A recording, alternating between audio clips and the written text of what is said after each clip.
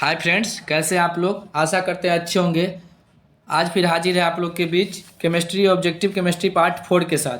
हमारा आज का पहला क्वेश्चन है, सामान्य ताप पर जल का क्वथनांक कितना होता है। तो सामान्य ताप पर जल का क्वथनांक 100 डिग्री सेल्सियस होता है और जल का गलनांक 0 डिग्री सेल्सियस होता है।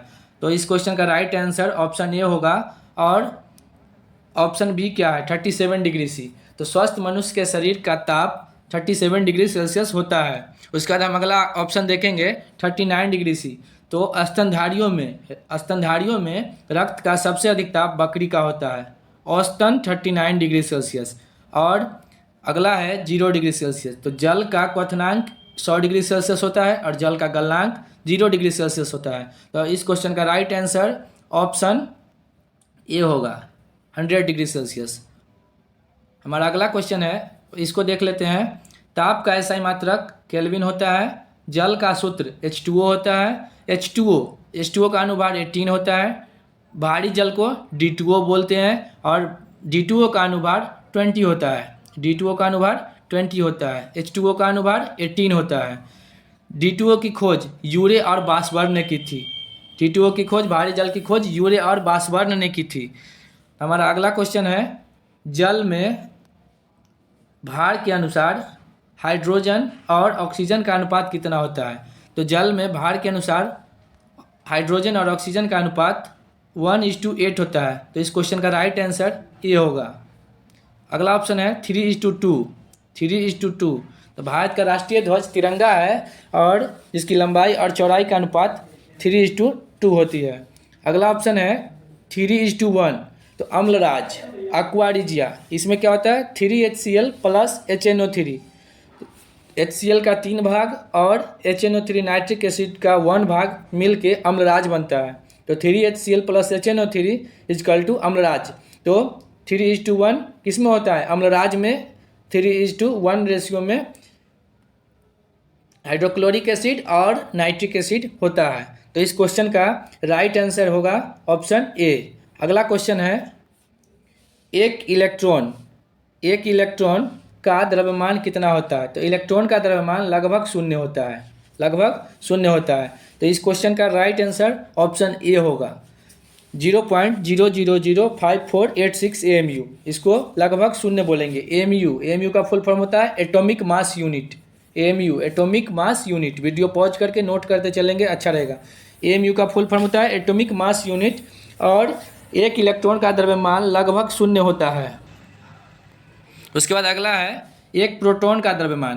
तो एक इलेक्ट्रॉन का द्रव्यमान हो गया लगभग शून्य और एक प्रोटॉन का यही इलेक्ट्रॉन की जगह पे प्रोटॉन रहता है तो प्रोटॉन का द्रव्यमान 1.00727 AMU होता है।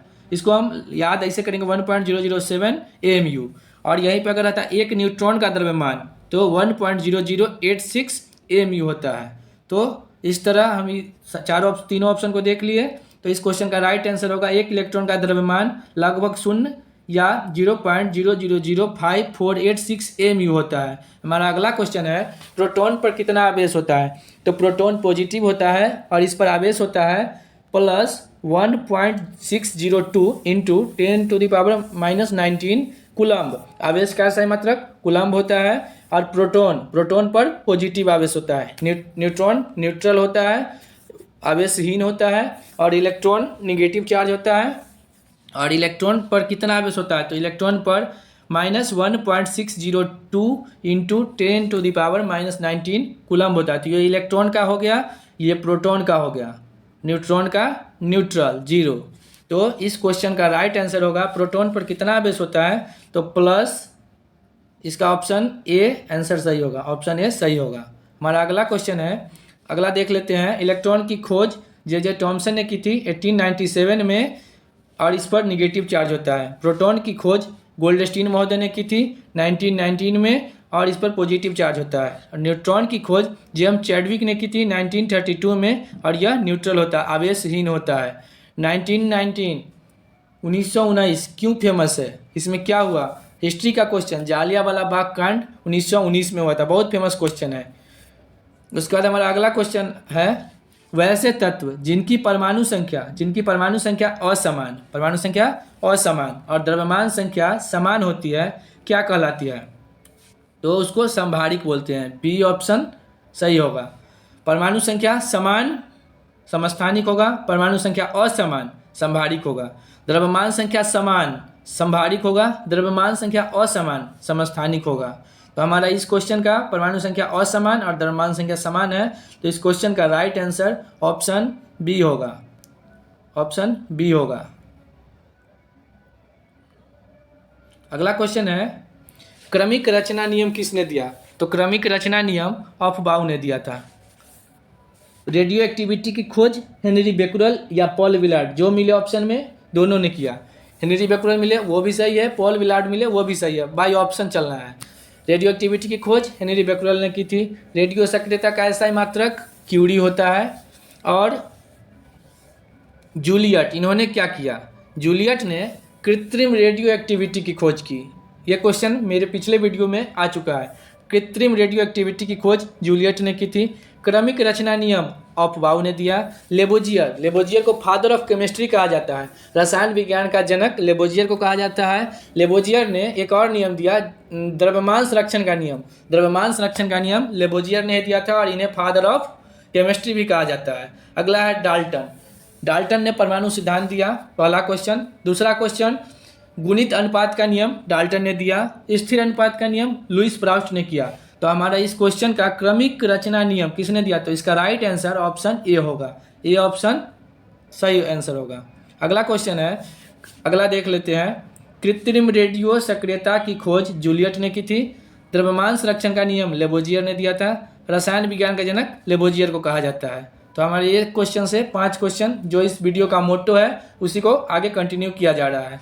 अगला क्वेश्चन है फुलेरीन किसका अपरूप है?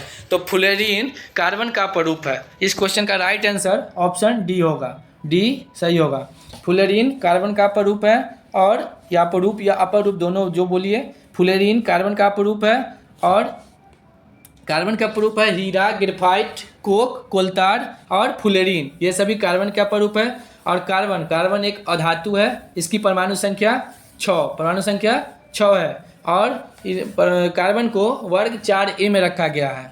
पीरियोडिक टेबल में वर्ग 4a, वर्ग 4a में रखा गया है। हाइड्रोजन है, हाइड्रोजन की परमाणु संख्या 1 होती है, हाइड्रोजन की परमाणु संख्या 1 होती है। और हाइड्रोजन की खोज हेनरी कैवेंडिश ने की थी। कैपिटल जी की खोज, कैपिटल जी का मान दिया हेनरी कैवेंडिश ने, स्मॉल जी का मान दिया न्यूटन ने। और फास्फोरस, फास्फोरस की परमाणु संख्या, एटॉमिक नंबर ऑफ फास्फोरस 15 होती है। और नाइट्रोजन की परमाणु संख्या, एटॉमिक नंबर ऑफ नाइट्रोजन 7 होती है। और ऑक्सीजन की परमाणु संख्या 8 होती है। तो फ्लोरीन किसका अपरूप है? तो फ्लोरीन डी ऑप्शन कार्बन का अपरूप है, तो डी ऑप्शन सही होगा। हमारा अगला क्वेश्चन है रासायनिक बंधन के कौन कौन प्रकार है? तो पहला है इलेक्ट्रो कोवैलेंट बॉन्ड, दूसरा कोवैलेंट बॉन्ड, तीसरा कोऑर्डिनेट बॉन्ड। और कौन कौन प्रकार है? डी में ऑल ऑफ दीज है। तो क्वेश्चन के अकॉर्डिंग हमारा आंसर डी होगा। ये तीनों रासायनिक बॉन्ड के टाइप्स है। अगला क्वेश्चन है अक्रिय गैस के बाह्यतम कक्षा में कितने इलेक्ट्रॉन्स होते हैं? तो अक्रिय गैस के बाह्यतम कक्षा में 2 या 8 इलेक्ट्रॉन्स होते हैं। किसी भी अक्रिय गैस के बाह्यतम कक्षा में 2 से 8 इलेक्ट्रॉन्स होते हैं। सिर्फ हीलियम के बाह्यतम कक्षा में 2 इलेक्ट्रॉन होते हैं। क्यों? क्योंकि हीलियम की खोज लोकियर ने की थी और हीलियम की परमाणु संख्या 2 होती है, तो हीलियम में 2 इलेक्ट्रॉन होते हैं। और इसके अलावा जो 5 अक्रिय गैस है, टोटल अक्रिय गैसों की संख्या 6 होती है। कौन कौन? Helium, neon, argon, krypton, xenon और रेडॉन। इन सभी की परमाणु, इन सभी के बाह्यतम कक्षा में हीलियम को छोड़कर बाद बाकी सभी अक्रिय गैस के बाह्यतम कक्षा में 8 इलेक्ट्रॉन्स होते हैं। तो इस क्वेश्चन का राइट आंसर ऑप्शन सी होगा। इसको भी देख लेते हैं। हीलियम, हीलियम की खोज लोकियर ने की थी। नियॉन, नियॉन की और हीलियम की परमाणु संख्या 2 होती है। नियॉन की परमाणु संख्या, atomic number of neon 10, organ की एटॉमिक संख्या 18, क्रिप्टॉन की एटॉमिक नंबर 36, जेनॉन 54 और रेडॉन 86। रेडॉन गैसीय तत्वों में सबसे भारी है, रेडॉन गैसीय तत्वों में सबसे भारी है और इसकी परमाणु संख्या 86 होती है। अगला क्वेश्चन देखते हैं किस वर्ग के तत्व क्षार धातु कहे जाते हैं? वर्ग 1, वर्ग 1 के धातु, वर्ग 1 के तत्व क्षार धातु कहे जाते हैं। तो इस क्वेश्चन का राइट आंसर ऑप्शन ए होगा, हमारा अगला ऑप्शन वर्ग 2। वर्ग 2 के तत्व क्षारीय मृदा धातु कहे जाते हैं। क्षारीय मृदा धातु किस वर्ग में है? तो वर्ग 2 में है। और वर्ग 17 जो है यह हाइड्रोजन ग्रुप है। तो हमारा इस क्वेश्चन का राइट आंसर कौन से तत्व, किस वर्ग के तत्व क्षार धातु कहे जाते हैं? तो ऑप्शन ए सही होगा। अगला क्वेश्चन है रेडियम की परमाणु संख्या कितनी होती है? तो रेडियम की परमाणु संख्या 88 होती है। रेडियम की परमाणु संख्या 88 होती है। अगला है 92। तो इस क्वेश्चन का राइट आंसर ऑप्शन बी होगा। और अगला ऑप्शन है 92। 92 किसकी होती है? तो यूरेनियम की परमाणु संख्या, एटॉमिक नंबर ऑफ यूरेनियम 92 होती है। और प्लूटोनियम की परमाणु संख्या 94 होती है। तो रेडियम की परमाणु संख्या 88 होती है। 84 किसकी एटॉमिक नंबर होती है? अगर आप लोग वीडियो पूरा देखिएगा तो हमको कमेंट कीजिएगा जो 84 किसकी परमाणु संख्या होती है, आप लोग के लिए छोड़ देते हैं। तो रेडियम की परमाणु संख्या 88 होती है, यूरेनियम की परमाणु संख्या 92 होती है और प्लूटोनियम की परमाणु संख्या 94 होती है। हमारा अगला क्वेश्चन है इलेक्ट्रॉन बंधुता। इलेक्ट्रॉन धनात्मक इलेक्ट्रॉन बंधुता जो बोलिए सबसे अधिक किसकी होती है? तो इलेक्ट्रॉन बंधुता सबसे अधिक क्लोरीन की होती है। धनात्मक क्लोरीन होता है, इलेक्ट्रॉन धनात्मक क्लोरीन होता है। तो इसका राइट आंसर ऑप्शन ए होगा। क्वेश्चन थोड़ा चेंज रहेगा।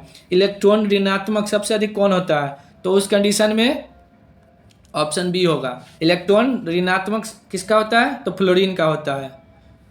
तो इस क्वेश्चन का राइट आंसर क्या होगा? तो ऑप्शन ए, इलेक्ट्रॉन बंधुता सबसे अधिक किसकी होती है? तो ऑप्शन ए सही होगा, क्लोरीन की होती है। अगला क्वेश्चन है रेडियो सक्रिय तत्व। किसी रेडियो सक्रिय